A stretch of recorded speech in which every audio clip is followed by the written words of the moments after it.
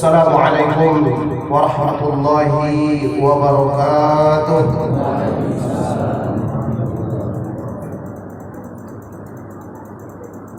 Allahu Akbar, Allahu Akbar, Allahu Akbar, Allahu Akbar, Allahu Akbar, Allahu Akbar, Allahu Akbar, Allahu Akbar, Allahu Akbar.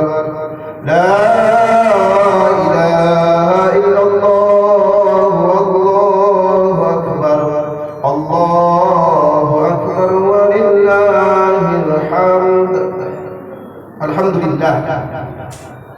Alhamdulillahilladzi an'amana 'alaina bi ni'matil iman wal islam. Asyhadu an la ilaha illallah wa asyhadu anna Muhammadar Rasulullah. Allahumma shalli 'ala sayyidina Muhammadin wa 'ala ali sayyidina Muhammad. Amma fa ya ayyuhan nas usikum wa nafsi bittaqwallahi faqad fazal muttaqun.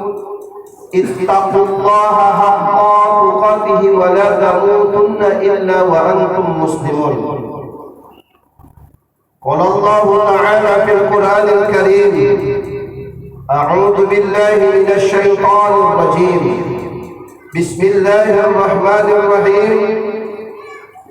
Inna a'tainakal kautsar fasalli li rabbika wanhar inna syani'aka huwal abtar. Wa qala fi ayatin ukhra alladzi khalaqal mauta wal hayata liyabluwakum ayyukum ahsanu amala wa huwal azizul ghafur. Ma'asyiral muslimin, sidang salat Idul Adha yang dimuliakan Allah Subhanahu wa taala. Alhamdulillah, segala puji bagi Allah. Mudah-mudahan tiap langkah kaki kita, ayunan tangan kita, hentakan napas kita menjadi sebuah tanda bukti bahwasanya kita beriman kepada Allah Subhanahu wa taala. Mudah-mudahan kita semua digolongkan menjadi hamba yang beriman, dimasukkan ke dalam surganya dengan keridhaan Allah. Amin amin ya rabbal alamin. Salawat berangkaikan salam tetap tercurahkan ke junjungan alam, yakni Nabi besar Muhammad sallallahu alaihi wasallam. Beliau adalah menjadi salah satu uswatun hasanah bagi kita. Siapa yang ingin hidup bahagia dunia dan akhirat, jangan cari lagi jalan, hanya satu jalan yang diberikan oleh Allah melalui ajaran Rasulullah sallallahu alaihi wasallam. Mudah-mudahan kita semua jemaah Masjid Nurul Iman digolongkan menjadi umat yang terbaik di antara umat Nabi Muhammad sallallahu alaihi wasallam dengan sering melepaskan Allahumma shalli ala sayyidina Muhammad wa ala ali sayyidina Muhammad. Semakin banyak kita mengucapkan salawat kepada Rasulullah sallallahu alaihi wasallam. Man ahabba say'an kana kasura dzikruhu. Siapa orang yang banyak menyebutkan nama suatu perkara, maka ia jelas mencintai perkara tersebut. Kalaulah manusia hanya menceritakan harta, berarti dia sudah mencintai harta. Kalaulah manusia hanya ingin bermain dalam hidupnya, maka di dalam dirinya jelas alat untuk bermain. Hadirin sidang salat Idul Adha yang dimuliakan Allah Subhanahu wa taala. Allahu akbar, Allahu akbar, Allahu akbar, walillahil hamd. Alhamdulillah atas izin Allah, hari ini adalah hari tanggal 10 Zulhijjah, di mana hari 10 Zulhijjah ini seharusnya adalah hari lebaran yang paling besar dalam agama Islam.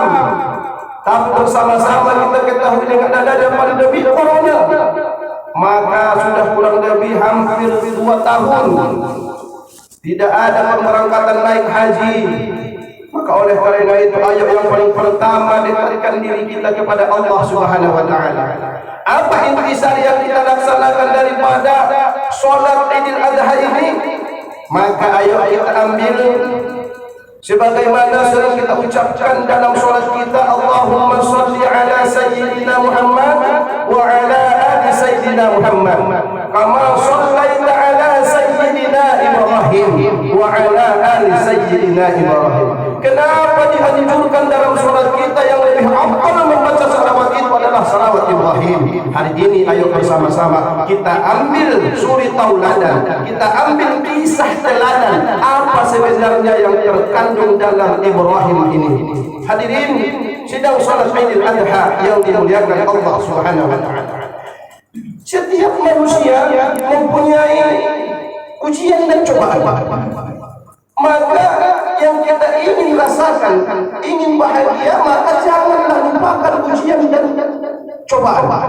Ingin menaik terhadap satu kelas bawah ke kelas atas, baikkah dia ini dalam kehidupan, baikkah dia itu dalam sekolah, baikkah dia itu dalam apapun bentuknya kegiatan di dunia ini, yang pertama adalah harus diuji. Kita seorang pekerja, dalam bekerja kita yang kita cari adalah setidaknya upah untuk makan kita sehari-hari. Tanpa bekerja, upah tidak akan kita dapatkan. Dalam untuk mendapatkan upah ada sebuah ujian. Apa ujian yang harus kita keluarkan dalam diri kita? Kalau dia seorang pedagang sayur, mungkin dia bangun duluan jam 2 sudah berangkat ke pasar untuk belanja sayur. Kalau dia seorang petani, mungkin sebelum berangkat ke ladangnya sudah dia siapkan. Yang pertama disiapkannya adalah dirinya untuk menghadapi pekerjaannya. Maka mari bersama-sama kita ambil kisah teladan Nabi Ibrahim alaihissalam. Nabi Ibrahim alaihissalam bersama putranya Nabiullah Ismail alaihissalam. Kalau kita bercerita makanya sering diberikan pelajaran yang pertama adalah apa yang telah disampaikan kepada Rasulullah ketika menerima wahyu pertama. Yang paling utama diperintah adalah Iqra, membaca ini bukan hanya dengan membaca tulisan, tapi baca dengan nama Tuhan yang telah menciptakan kamu. Nabi Ibrahim alaihissalam dengan bertauhid, la ilaha illallah Muhammadur Rasulullah sallallahu alaihi wasallam. Ketika Nabi Ibrahim masih belajar, yang pertama dicoba adalah ayahnya tidak seakidah dengan Nabi Ibrahim alaihissalam yang bernama Hajar. Nabi Ibrahim alaihissalam menyembah Allah la ilaha illallah, ayahnya tidak. Maka dalam kehidupan kita mungkin ujian yang pertama dalam diri kita adalah bukan pekerjaan, bukan hal-hal lain. Yang pertama ujian dalam diri kita adalah keluarga kita. Hadirin sidang salat Idul Adha yang dimuliakan Allah Subhanahu wa taala.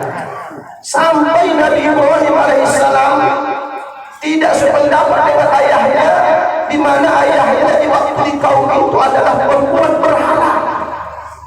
Maka dilaporkanlah ke sang penguasa, maka ditangkaplah Nabi Ibrahim alaihissalam, akan dibakar oleh rajanya Nabi Ibrahim alaihissalam dengan izin Allah. Yang pertama harus kita pelajari dari kisah ini adalah Nabi Ibrahim alaihissalam tidak bisa dibakar oleh api bukan karena hebatnya Nabi Ibrahim. Nabi Ibrahim adalah manusia sama dengan kita, tapi Nabi Ibrahim dengan kuat meletakkan dalam dadanya la ilaha illallah Muhammadur Rasulullah, tiada Tuhan selain Allah dan Muhammad itu adalah utusan Allah. Kita terkadang hanya di mulut. Seandainya kita ditanya siapa Tuhanmu, tanpa berpikir kita akan menjawab Tuhanku adalah Allah. Siapa nabimu, tanpa berpikir mulut kita akan menjawab nabiku adalah Muhammad.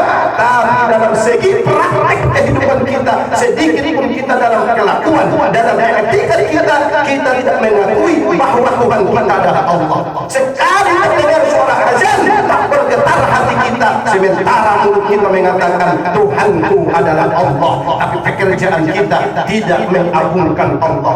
Bagaimana konsekuensinya ketika kita mengagungkan Allah? ketika kita mengagungkan Allah, coba Bapak Ibu hadirin sidang sholat Idul Adha, Nabi Ibrahim alaihissalam dimasukkan ke dalam api yang sungguh sangat besar, tidak terbakar karena Allah dalam Al-Quran menyampaikan innama amruhu idza arada syai'an ayyakula lahu kun fayakun. Apabila Allah berkehendak maka jadilah, maka Allah akan jadi. Apa cobaan yang kedua terhadap Nabiullah Ibrahim alaihissalam? Nabiullah Ibrahim alaihissalam ketika menikah dengan Sarah. Sarah ini adalah seorang gadis yang sungguh sangat cantik sampai Raja Mesir tertarik, digoda oleh Raja Mesir. Sampai tidak mau digoda, maka Nabiullah Ibrahim alaihissalam bersama istrinya Sarah diusir keluar dari kota Mesir bersama salah satu khadamnya yakni Hajar. Mereka bertiga keluar setelah kian lama menikah, tidak punya diberikan keturunan. Sampai dalam Al-Quran Allah mengabadikan doanya Nabi Ibrahim alaihissalam, Rabbi habli minas sholihin, berikan aku keturunan orang-orang yang soleh. Berapa tahun Nabiullah Ibrahim alaihissalam menunggu ini, tapi Allah belum memberikan waktunya. Tapi apa kata Allah? Akan berikan engkau seorang putra yang lebih alim lagi.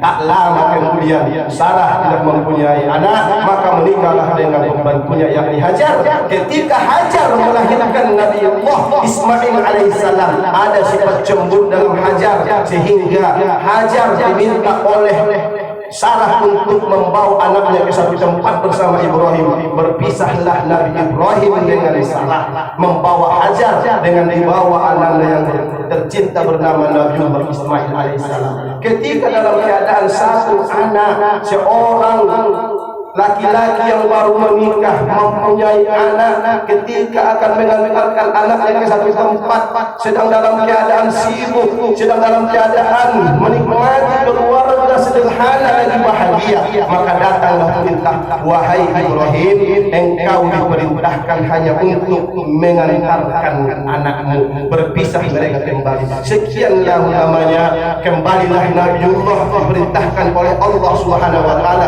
untuk menjemput Nabi Ismail alaihissalam. Ketika menjenguk Nabi Ismail alaihissalam, berjumpalah dengan Ismail alaihissalam. Ini adalah sejarah yang paling penting yang berkaitan dengan Idul Adha, sebagaimana telah Allah firmankan dalam Al-Quran. A'udzu billahi minasyaitonir rajim. Bismillahirrahmanirrahim. Falamma balagha ma'ahu as-sa'ya qala ya bunayya inni ara fil manami anni ajbahuka fanzur madza tara qala ya abati if'al ma tu'mar satajiduni insyaallahu minas sabirin. Hadirin, ketika berpisah sekian lama Nabi Ibrahim dengan Ismail, ketika berjumpa, waktu itu umur Nabi Ismail ada yang mengatakan sebagian pendapat ulama 7 tahun, ada yang mendapat pendapat ulama 12 tahun, ada pendapat ahli tafsir mengatakan 15 tahun. Tapi mereka ijtima', tapi mereka musyawarah mufakat bahwasanya umur Nabi Ismail ketika waktu kecil itu adalah telah balik, sedang dalam keadaan indahnya dipandang mata. Maka Nabiullah Ibrahim bermimpi tanggal 8 Zulhijjah. Apa dalam mimpinya? Yakni adalah ya bunayya inni ara fil manam, hai anakku, saya bermimpi, dalam mimpiku Allah menyuruhku untuk menyembelih. Tanggal 8 termenung Nabi Ibrahim alaihissalam. Dalam termenung tersebut, maka ahli tafsir menamakan tanggal 8 Zulhijjah adalah hari tarbiyah. Termenung kita dengan apa yang akan kita berikan terhadap pengorbanan kita, bagaimana Ismail dikorbankan oleh ayahnya. Sekarang kita ini adalah Ibrahim juga, kita punya Ismail juga. Ayo kurbankan apa yang ada dalam diri kita. Tanggal 9 Nabi Ibrahim alaihissalam bermimpi kembali. Ya abati, ya anak, ya bunayya, hai anakku, aku diperintahkan untuk menyembelihmu. Maka dengan ketetapan iman, Nabiullah Ibrahim percaya itu adalah perintah dari Allah Subhanahu wa taala, maka tanggal 9 disebutlah hari Arafah. Apa itu Arafah? Sudah jelas tahu bahwa itu adalah perintah dari Allah Subhanahu wa taala. Malam 10 Nabi Ibrahim bermimpi kembali, wahai anakku, aku diperintahkan Allah untuk menyembelihmu. Maka tanggal 10 Zulhijjah disebutlah hari nahar, yakni hari penyembelihan. Ketika sudah kuat, maka minta izin Nabi Ibrahim alaihissalam terhadap istrinya yakni Hajar, wahai istriku, sisir anak kita, hiasi anak kita. Saya telah bermimpi, saya disuruh untuk menyembelih Nabi Ibrahim alaihissalam. Maka apa kata yang pertama? Ayahnya bertanya kepada anaknya. Apa kata anaknya? Pandur madza qala ya abati al-ma'mar, wahai ayahku, apa yang diperintahkan terhadapmu laksanakan ya Allah. Ini adalah mengajarkan kita antara orang tua dan anak untuk terus bermusyawarah dalam rumah tangga. Kita terkadang sebagai ayah dengan angkuh dan egoisnya tanpa pernah bertanya kepada anak kita, seolah-olah kita ini sebagai ayah, seolah-olah kita ini sebagai ibu, kemauan kita terhadap anak kita. Padahal dalam kisah ini, ayo kau musyawarah dengan anakmu, hendak kau apakan anakmu, musyawarah dengan anakmu.